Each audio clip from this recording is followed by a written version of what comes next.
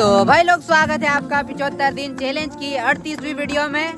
दरअसल मैं महेश्वर में आया हूं और नाइट यहां पर कुछ कार्यक्रम है, इसी वजह से मैं इसी को पार्ट 2 के हिसाब से ये वीडियो अपलोड करूंगा। और नाइट में यहां पर शो होने वाला है, तो इस वीडियो को लास्ट तक जरूर देखना। तो भाई लोग जैसे कि मैंने बताया था कि यहाँ पर रात में कार्यक्रम होने वाला है और अभी बज रहे हैं 6:20 के आसपास और यहाँ पर पूरा घाट सज चुका है। मैं आपको बैक कैमरे से दिखाऊंगा और 7 या 7:30 बजे ये कार्यक्रम चालू होने वाला है, तो काफ़ी ज़्यादा मज़े आने वाले हैं। और ये मेरा फर्स्ट टाइम है कि मैं नाइट में शूट कर रहा हूँ। तो आप देख सकते हो पूरा घाट सज चुका है, यहाँ पर चारों तरफ लाइट ही लाइट है। तो दिखाता हूँ आपको आगे चल के, पूरा घाट दिखाता हूँ कि कितना ज़्यादा सज चुका है ये घाट। नाइट में ज़्यादा खूबसूरत लग रहा है। यहाँ पर रील्स वगैरह जो बनाने के बना रहे हैं, ये देख सकते हो पूरा घाट कितना ज़्यादा सुंदर दिखाई दे रहा है। चारों तरफ लाइट ही लाइट है। तो ये लाइट जा रहा है वहाँ पर और क्या ही ज़्यादा सुंदर नज़ारा यहाँ पर दिख रहा है, आप देख ही सकते हो। Watch out.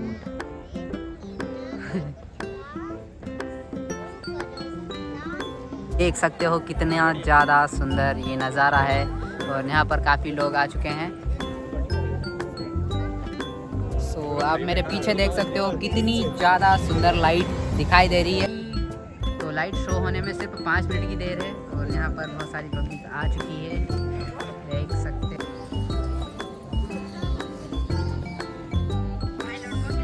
फाइनली टाइम हो चुका है और कार्यक्रम स्टार्ट होने वाला है। और महेश्वर का लुक देख सकते हो नाइट में आप, बहुत ज़्यादा तगड़ा और सुंदर है। भाई लोग महेश्वर नाइट में क्या ही ज़्यादा सुंदर लग रहा है। और उधर है भजन चालू।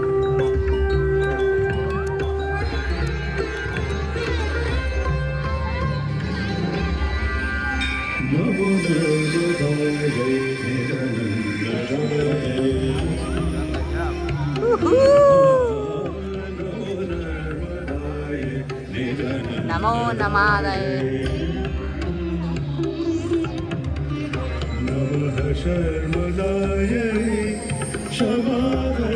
नमः नर्मदाय सेवा।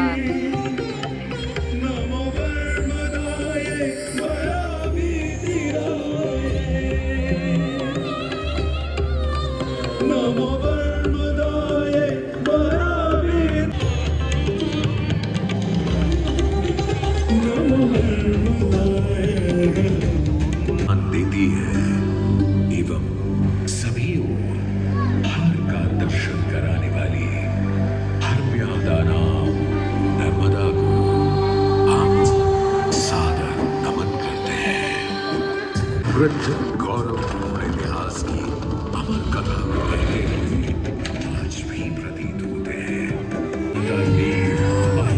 हर हर महादेव।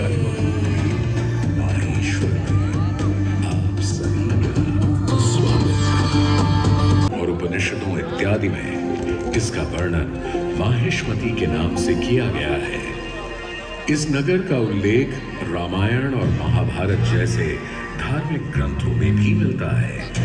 ऐसी मान्यता है को सहस्रार्जुन के नाम से भी जाना जाता है, जो आगे चलकर एक महान चक्रवर्ती सम्राट बने और उन्होंने महेश्वर या कहें उस समय की माहेश्वती को बनाया और बसाया। इसी नगरी में सहस्रधारा स्थान पर 7 कुंड विद्यमान है, जहां सहस्रार्जुन भगवान दत्तात्रेय की उपासना किया करते थे, जिससे उन्हें अनेक दिव्य शक्तियां प्राप्त हुई। एक प्रचलित कथा के अनुसार भुजाओं के बल से मां नर्मदा के वेग को दोनों ओर से, जिस कारण उसका रेतीला तल दिखाई देने लगा। तदोपरांत गगन में मार्ग खोजते अपने पुष्पक विमान में विराजित लंकाधिपति रावण ने जब यह रेतीला तल देखा तो तो उन्हें अपने आराध्य भगवान शिव की प्रार्थना करने हेतु यह एक उपयुक्त स्थान लगा।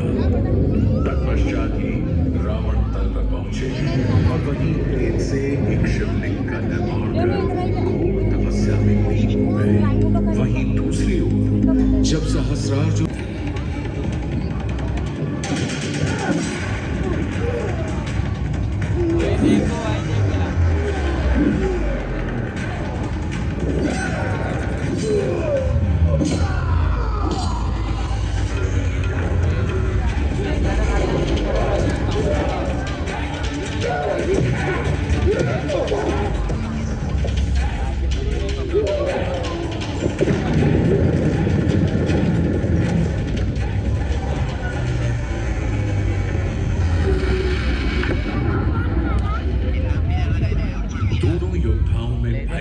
युद्ध हुआ। सहस्रार्जुन के बाहुबल के समक्ष रावण की सारी शक्तियां कमजोर पड़ गईं। अंतरार्जुन विजय हुए।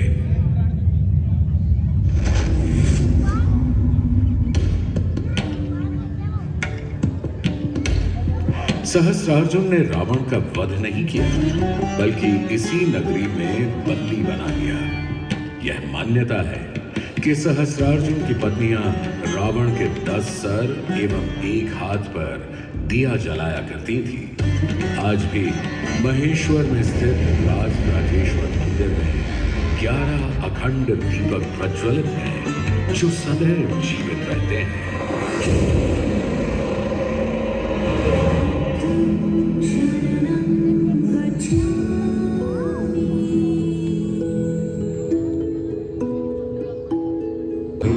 शिष्य बने, जिनमें मगध साम्राज्य के सम्राट अशोक का नाम भी आता है। सम्राट अशोक के दादा चंद्रगुप्त मौर्य ने लगभग 4वीं शताब्दी ईसा पूर्व में अवंती को जीतकर उसे अपने साम्राज्य। सम्राट अशोक ने धम्म, जिसे आधुनिक महेश्वर के रूप में पहचाना जाता है, इस विहार के लिए अनुदान की बात करता है। ऐसा भी मानना है कि 10वीं ईस्वी तक बौद्ध धर्म के पतन के साथ गुफाओं को संभवतः त्याग दिया गया हुआ, जब सन 1767 में राजमाता देवी अहिल्याबाई होलकर ने इसे अनुशासन प्रिय था। वे योग, ध्यान, पूजन, राज दरबार के कार्य निश्चित समय पर संपादित करती थी। अपनी प्रजा के उद्धार के लिए लोकमाता देवी अहिल्याबाई होलकर ने शंकर अजने वरुण यानी श्री शंकर के आदेशानुसार की शाही मोहर के साथ ही अपना प्रशासन किया। लोकमाता देवी अहिल्याबाई होलकर ने सबसे पहले इस पवित्र मां नर्मदा के तट पर एक भव्य किले का निर्माण कराया, जिसे अहिल्या महल या कहें महेश्वर का किला के नाम से भी जाना जाता है। प्राचीन भारतीय निर्माण कला, युद्ध कौशल और रक्षा नीति का एक उत्तम है। पुण्य श्लोक देवी अहिल्याबाई होलकर की धर्मपरायणता का पता इस बात से भी चलता है कि उन्होंने नर्मदा परिक्रमा वासियों के लिए सदा व्रत एवं ठहरने की व्यवस्था, संस्कृत पाठशाला, योग शिक्षा को बढ़ावा कराया, बल्कि महेश्वर में ठीक काशी जैसा ही विश्वनाथ मंदिर का निर्माण भी करवाया। इसी कड़ी में उन्होंने महेश्वर में स्थित जगन्नाथ जी के मंदिर के समक्ष पश्चिमाभिमुख विप्र वीर भगवान परशुराम के सुंदर विग्रह युक्त प्राचीन मंदिर का जीर्णोद्धार भी करवाया।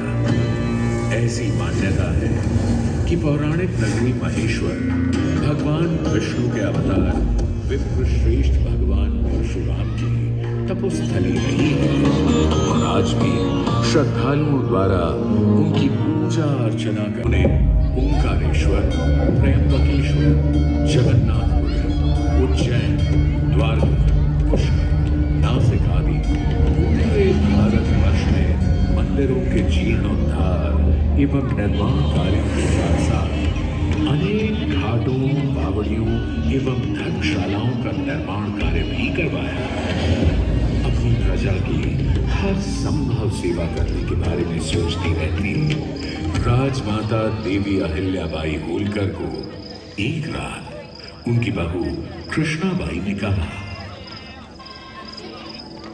माँ साहब, आप अभी तक सोई नहीं? ऐसी क्या बात है जो आपको इतनी देर रात विचलित कर रही है? नहीं नहीं, ऐसा कुछ नहीं। हम तो बस कुछ नए कानून लाए हैं जिनसे स्त्रियों के अधिकार सुरक्षित हो सके। अब हमारे राज्य में विधवाओं को पति की संपत्ति पर तथा पुत्र को गोद लेने का अधिकार मिल सकेगा। इसके अलावा न्यायपालिका को मजबूत करने के लिए राज्य में नियमबद्ध न्यायालयों का निर्माण कराया जाएगा। ये तो प्रजा के लिए बहुत ही अच्छा होगा माँ साहब। अपने सुरक्षा के विषय में भी कुछ सोचा है? क्योंकि कुछ समुदाय समाज से खुद को अलग समझते हैं। तुम्हारा इशारा मैं समझती हूँ कृष्णाबाई। मैंने विभिन्न समुदाय के लोगों को समाज की मुख्य धारा में लाने का फैसला कर लिया है। मैं उन्हें उनकी पहाड़ी अस्थिरता से हटा ईमानदार किसानों के रूप में बसने के लिए राजी भी कर चुकी हूँ। सुरक्षा की समस्या हल होते ही हमारे राज्य में व्यवसाय में बढ़ोतरी होगी। सुरक्षा के मद्देनजर उन द्वारा महिलाओं की सशस्त्र सेना भी बनाई गई। राजमाता देवी अहिल्याबाई होलकर की नीति अनुसार सुरक्षा समस्याओं से निवारण होने के बाद महेश्वर में तरह तरह के व्यवसायी एवं कारीगर आने लगे। यह नगर अनेक बुनकरों, मूर्तिकारों एवं कारीगरों का घर बना। महेश्वर का यह क्षेत्र वस्त्र निर्माण का एक सुंदर केंद्र बना और यहाँ निर्मित महेश्वर साड़ियों की सुंदरता तो पूरे भारत में प्रसिद्ध हो गई। सदैव श्वेत वस्त्र धारण करने वाली राजमाता देवी अहिल्याबाई होलकर की पहचान एक विनम्र एवं उदार शासक के रूप में थी, जिन्होंने लगभग 30 साल होलकर वंश का कार्यभार संभाला। 13 अगस्त सन 1795 को वे अपने राज्य एवं अपने प्राणों से भी प्रिय अपनी प्रजा को हमेशा हमेशा के लिए छोड़कर पंच तत्वों में विलीन हो गई। होलकर राज्य में दरबारी पंडित खुशहाली राम ने पुण्य श्लोक देवी अहिल्याबाई होलकर के गुणों का वर्णन करते हुए अहल्या कामधेनु नामक ग्रंथ भी लिखा, जो देवी अहिल्या कामधेनु के नाम से प्रसिद्ध है। राजमाता देवी अहिल्याबाई होलकर के कुशल नेतृत्व एवं सैन्य प्रतिभा ने आने वाली पीढ़ियों को प्रेरित किया। 19वीं शताब्दी के शुरुआती दौर में होलकर राजवंश से ही महाराजा यशवंतराव होलकर ने ब्रितानी हुकूमत के खिलाफ जंग छेड़ दी। उन्होंने भारतवर्ष के सत्ताधारी राजाओं को एकजुट कर अंग्रेजों को भारतीय सरजमीन से खदेड़ना शुरू कर दिया। महाराजा यशवंतराव होलकर की बहादुरी और सटीक युद्ध रणनीतियों से भयभीत हो अंग्रेजी अफसर चार्ल्स मेटकाफ ने भी ब्रितानी हुकूमत को दिए अपने एक पत्र में लिखा, I am compelled to feel that we are disgraced and Holkar is the prevailing power in Hindustan. अंग्रेजों के अलावा मुगल शासक शाह आलम ने भी महाराजा यशवंतराव होलकर की प्रशंसा करते हुए उन्हें महाराजाधिराज राज राजेश्वर आलीजा बहादुर की उपाधि से सुशोभित किया। आजादी की पृष्ठभूमि से आगे चले तो महेश्वर का शहर समृद्ध इतिहास, कला, धर्म, संस्कृति एवं पुरातात्विक धरोहरों को संजोए हुए आज भी खड़ा है। अपने धार्मिक महत्व के कारण ये शहर काशी के ही समान भगवान शिव की नगरी है, इसलिए इसे गुप्त काशी भी कहते हैं। प्राचीन माहेश्वती और भगवान शिव से जुड़ी एक किंवदंती आज भी सुनने को मिलती है। कहते हैं कि त्रिपुरासुर के वध के लिए भगवान शिव ने माहेश्वरी और मां और अपने दिव्याग्निबाण से त्रिपुरासुर का वध किया। अग्नि की प्रार्थना से भगवान शिव श्वानेश्वर और कालेश्वर के रूप में 2 मंदिरों में आज भी विराजमान है। भगवान शिव की ये पावन नगरी ऋषि मुनियों को भी सदा प्रिय रही है। महेश्वर घाट से लगभग 20-30 किलोमीटर दूर मां नर्मदा के तट पर महर्षि दधीचे का आश्रम स्थित है। मान्यताओं के अनुसार ये वही महर्षि दधीचे हैं जिन्होंने मानव कल्याण के लिए देह त्याग कर अपनी रीढ़ की हड्डी देवराज इंद्र को दान दी। उनकी इस रीढ़ की हड्डी से वज्र अस्त्र बना, जिससे वृत्तासुर राक्षस का विनाश हुआ और तीनों लोकों में पुनः धर्म की स्थापना हुई।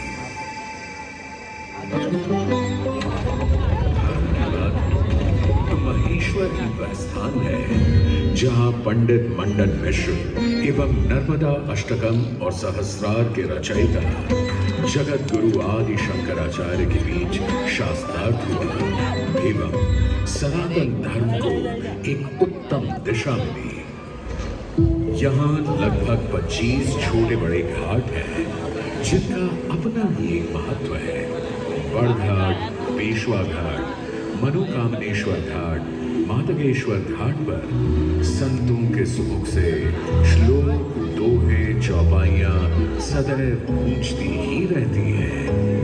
वैसे आप अभी जहां उपस्थित हैं अहिल्या मां साहिब घाट या कहेगी महेश्वर घाट कहलाता है। इसी घाट की सीढ़ियों से ऊपर जाएं तो पुण्य श्लोक देवी अहिल्याबाई होलकर को श्रद्धांजलि अर्पित करती अहिल्येश्वर छतरी है।